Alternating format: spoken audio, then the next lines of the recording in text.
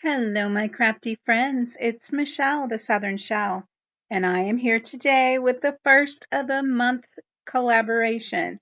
And I have got some shabby yumminess for you. This collaboration is on the first of every month, and it is an open collaboration that is hosted by Brenda with Rustic and Lace DIY and Gwen with At Home with Gigi. The playlist, along with links to their channel, will be in my description box below, so don't forget to go over and check out all the wonderful creators joining this collaboration.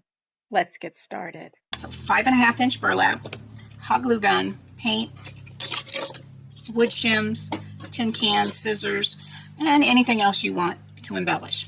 Let's get started. The first thing I'm going to do is I'm going to get my carrots ready to be glued together.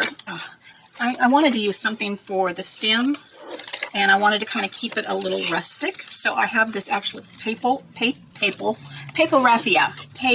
raffia, and I'm going to pull off some of this green here, just like so, and snip that off. Okay, so I have 6 wooden oh my word, girl. Or shims. Oh, I had a brain fart. Goodness sakes. Or a hiccup, a brain hiccup. Sounds better, I guess. But I'm going to take this green paper raffia and lay it at the thicker ends of each of my 6 shims. I'm talking like I'm a robot because I can't craft and talk at the same time.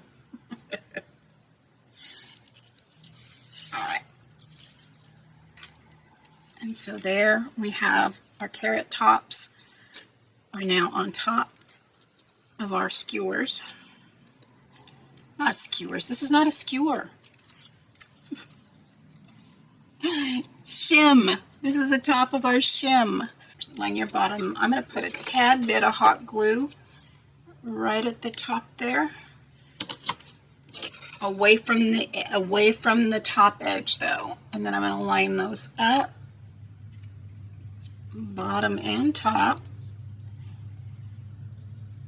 Squeeze that together and come in with some binder clips and squeeze this little puppy down.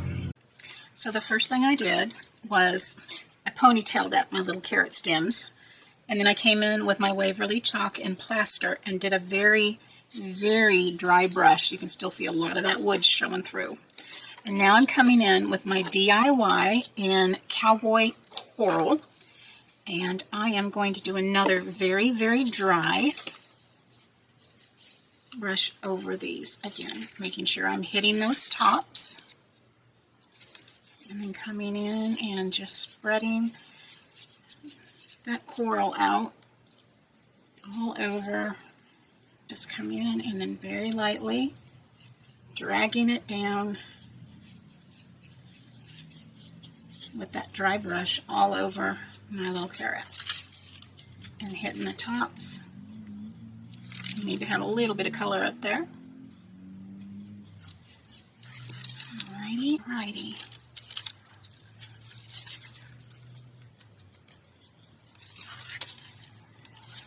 And we are going to let that dry. So these are dry, and I've got these 2 actually coated with the first coat of wax, some clear wax, and I'm just going to do the same thing on this last carrot here. And I'm just doing the top and the sides, and then I'm going to let this dry, and then I will do the back side as well so that the carrots will be finished all the way around with the clear wax. Once that clear wax was dried, I went ahead and buffed it out, and now I'm coming in with my antique wax and putting it all over my little carrot here and buffing it right back out. I do let it sit and dry for a moment, but I'm chatting with my little grandson, so I get to do a voiceover for this part. Now that that antique wax has had time to dry and I've buffed it out just a bit, I'm going to go ahead now and just take those little rubber bands off of my carrot tops.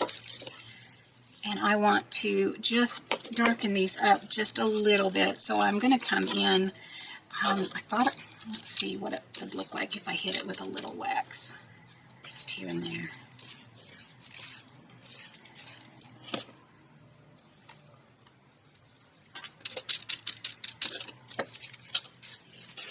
Yeah, I cannot tell anything, and I don't want to go too much in case it just ruins that. Oh, that's not bad. Okay.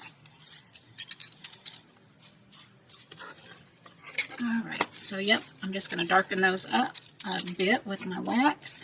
You can use your ink on here if you like, but I wanted to kick that brightness back just a little bit. Alright, alright. So while my carrots are drying, I'm going to come in with my burlap ribbon here, and I'm going to glue this all around the outside of my can. I'm going to bring it to the bottom, and then this will be folded over to the inside of my can. And so we're just going to go ahead and measure this out. I do it this way. I know about where I need to cut. I'm trying to cut in between those little fray lines. Well, where it would fray, put it that way. And I'm going to start here on this back side, since that is actually where that other glue was. And I'm just going to lay it down on top of this can. Since it is metal, this glue will cure really, really fast because it's cold. So make sure you get it up where you need it to be. If I start, the glue is still tacky, I can pull it up and lay it on that can. So we're going to go down a little bit further. And then I can bring it over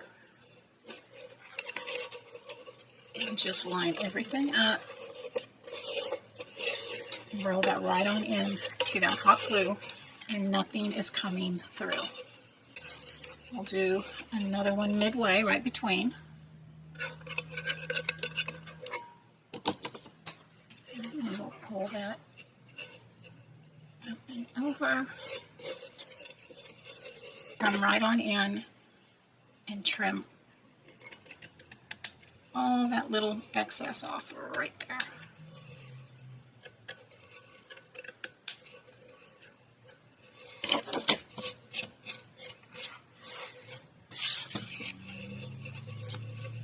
And I'll come right back in.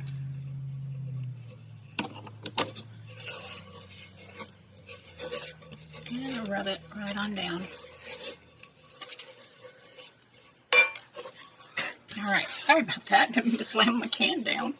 So now I'm just going to fold that in and give it some tack on the inside. Just like so.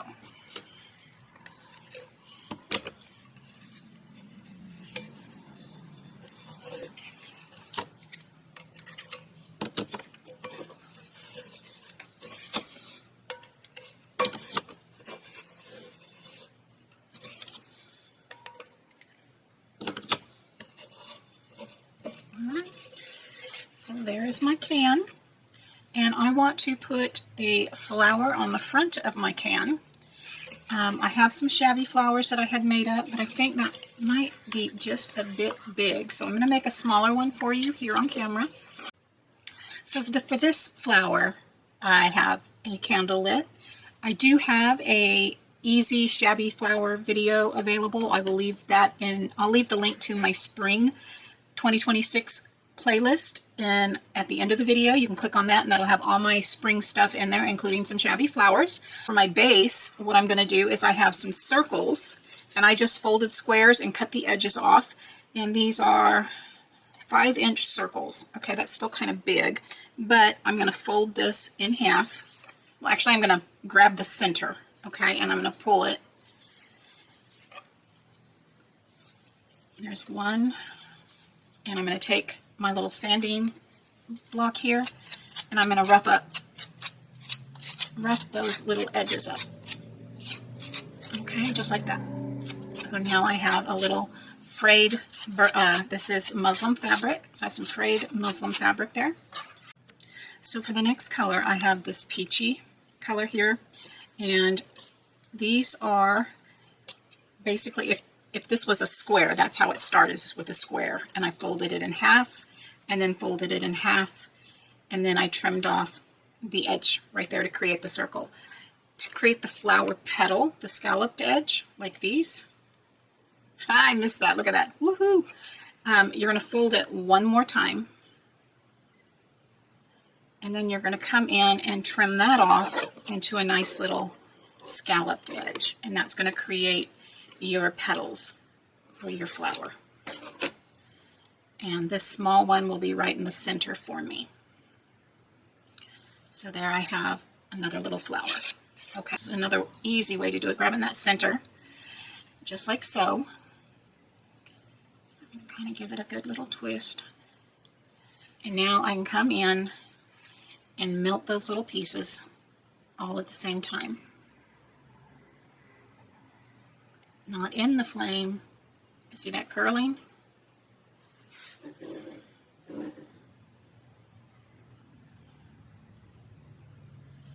So there you have one curled in the heat, and this one is not curled in the heat. Let me show you the difference. You see the difference on those? Much more natural flow. So I'm just going to let go of that one.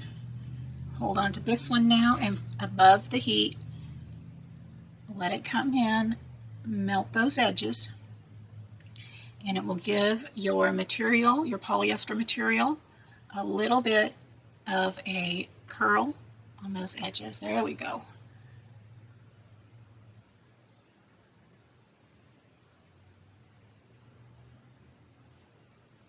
All right, I'm going to get these all warmed and curled. Now I did the same thing with 5 rounds of tulle, except I did not trim them into scalloped edges. And you have to be very careful with the tulle, and I hold it pretty high above that flame because it will melt quickly. You see that? Look at that.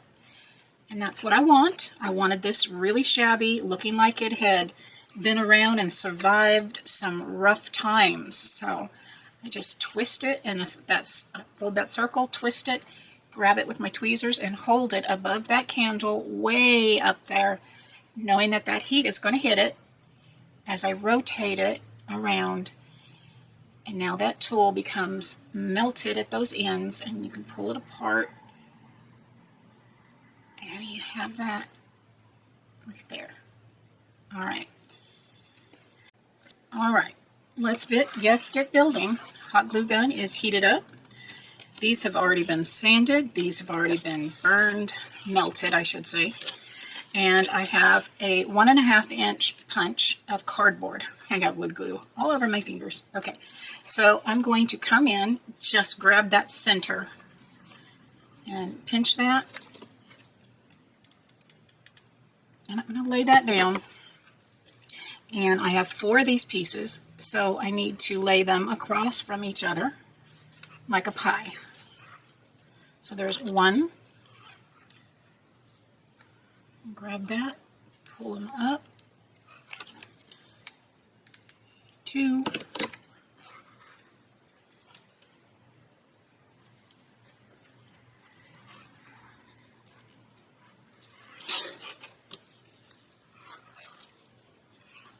Now you can open them up, but that glue usually seeps through, so I don't have to dab the glue in the center. So I'm grabbing, pulling, and gluing. We're going to start with our next layer, which is our little orange coral pieces here. Now we have 5, and I'm just going to pull them where those edges has melted. We have 5 larger ones and 1 smaller one. 3, there's my small one. All right, we're going to do the same thing. We flip it over, grab that center, and pull. But I want to stretch where those edges are melted, like so. And then come in, pull it And now we have 5, so we're going to come in and we're going to lay that into that glue. There's 1. And the last one. So I did 6 of the orange ones, these little coral ones. So this is the last one, stretching those edges, finding the center, pulling it out, laying that glue down. And now I'm just using my glue gun just to poke it in there, get it to grip into all of that hot glueness. All right, and so now we have 1, 2, 3, 4, 5 pieces of the tulle, and we're just going to come in and glue those onto the center as well. So what I do with these is I do twist, and gives me a nice little base.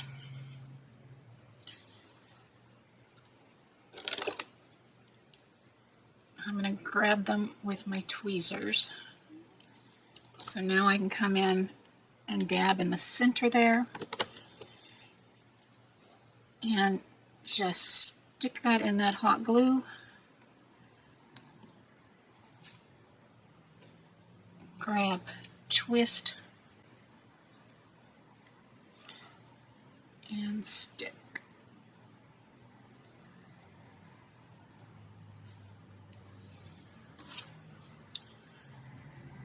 And once I get these on there, we'll put a little blossom right in the center. So I'm going to come in and I'm going to trim that bottom layer. And I'm just going to make sure it's right about that same width as the colored one.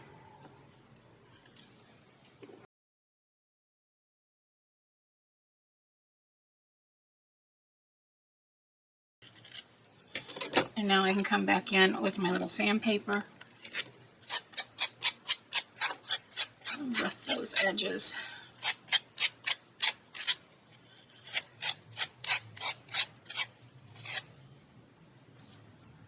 And I want to come in with some distressed oxide, and I'm going to lift and hit. Maybe. All right.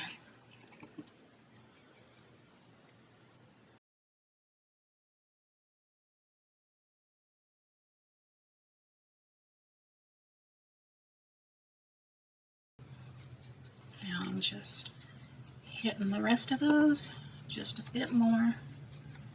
Ooh, that's so pretty. Look at that.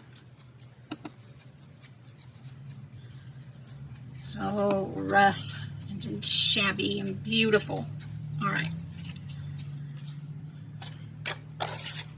Let's see what we're going to put on the center of this. I did melt down a smaller piece to make a little bloom in the center, and we could do that and just leave it just right there. I think I might just do that. So for this one, I'm just going to dollop in the center, and then I'm going to squeeze it. And now I can come in and I'm going to go ahead and use my tweezers to hold that. Open that up to that center. We are going to glue a nice good dollop of glue in that center. Then grab that and stick it right on down in there.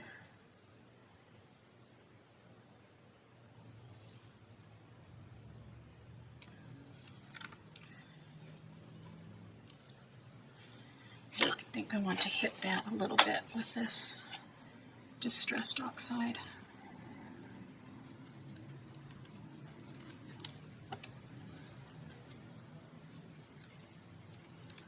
Yeah. All right.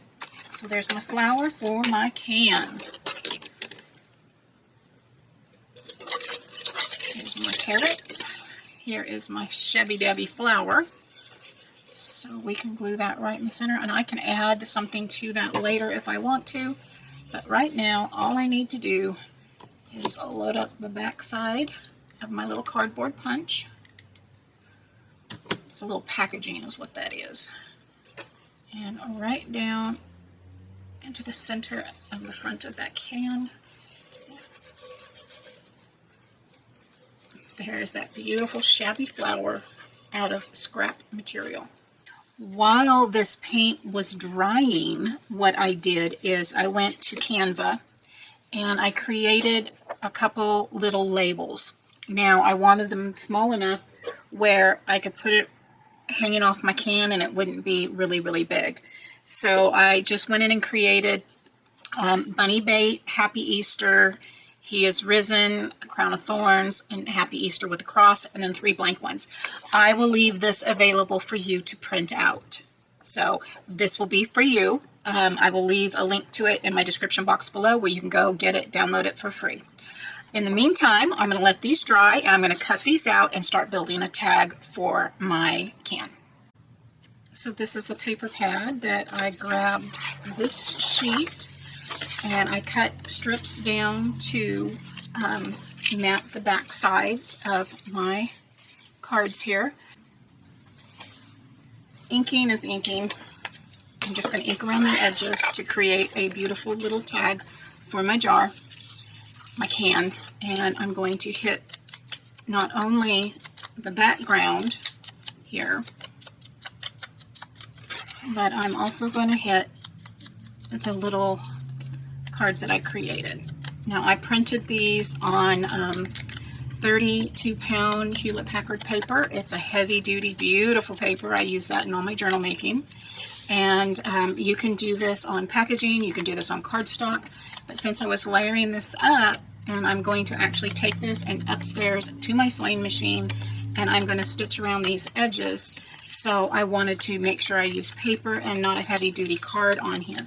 So I'm going to finish getting these inked up and glued down and stitched around, and then I'll be right back. So I went upstairs and I got these all stitched around. Does that not just change the looks of those? Oh, I just love it. I love it. Well, I was looking for my can to kind of see if I wanted to put something. I had, some scrap materials in here to help when I put the carrots in to lift them a little bit.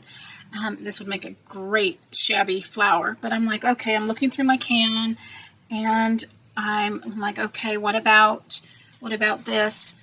And I'm laying that on there and I'm like, oh, that's really pretty. Where's my can? Let me check this with my can. Guys, can you see my can? Oh my word.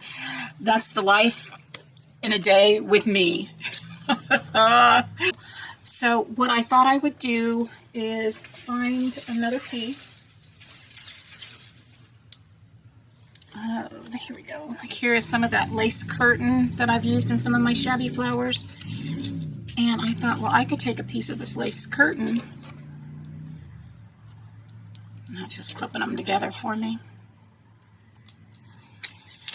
And I could glue that on to the, piece of lace curtain and then trim it out and put a brad in it. And I think that might be what I do.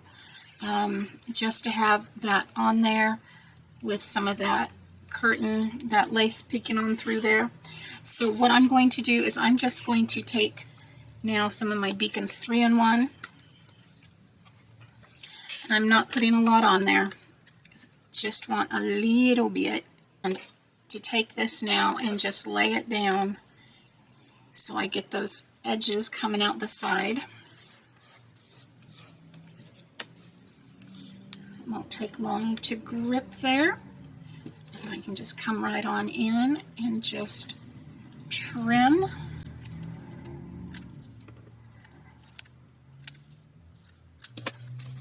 Take my little bit of sandpaper here and actually just rough that lace curtain up a bit.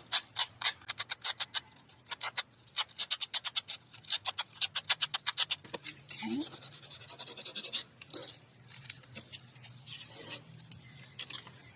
We will hit it with some distressed oxide.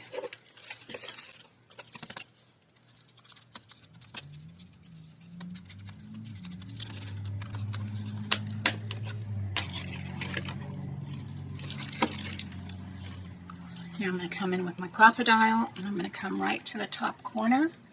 And I'm not going to hit those stitches. I want to go down far enough where my stitches are out of the way.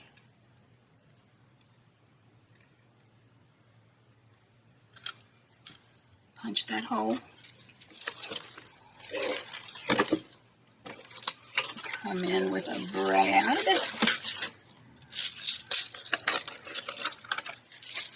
I am going to go ahead and add this pretty green brad right there.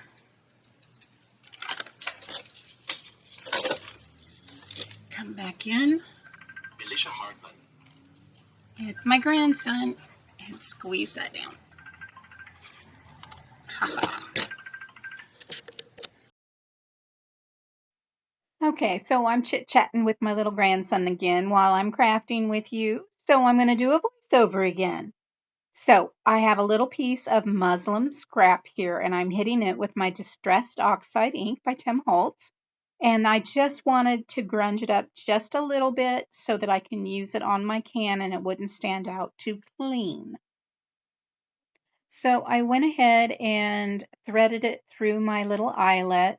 Had to use a little poker there, my scissors, and I went ahead and hit my muslin fabric with my sandpaper. It did pull off a piece of it, which was perfectly fine. It was going to need to be cut down anyway. So I wanted to kind of see just where I needed it hanging on my can. And so I pulled that piece of fabric back out, tied a knot in one end of it, because this isn't going to be a useful piece of fabric. It's going to be there just for decorative purposes. I'm showing Theo my bunny, and I'm going to show him all my other little pretties. The last time I was crafting and we were on the phone, I was creating peacock things for a journal. And so he was asking me where the peacocks were. And I said, I didn't have peacocks today, but I had bunnies. So I went ahead and just threaded that loop right on through that eyelet, and then it came in from the back to the front, opened it and pulled that in. And I'm actually going to use my Fabri-Tac on here. No. My Beacons 3-in-1 on here. And I'm going to load up a little section, attach that little piece of muslin fabric right on into that glue. And I'm about off screen there, aren't I? Oh, yeah, I am. Okay. And now I'm just scrunching up my tag. And there's that.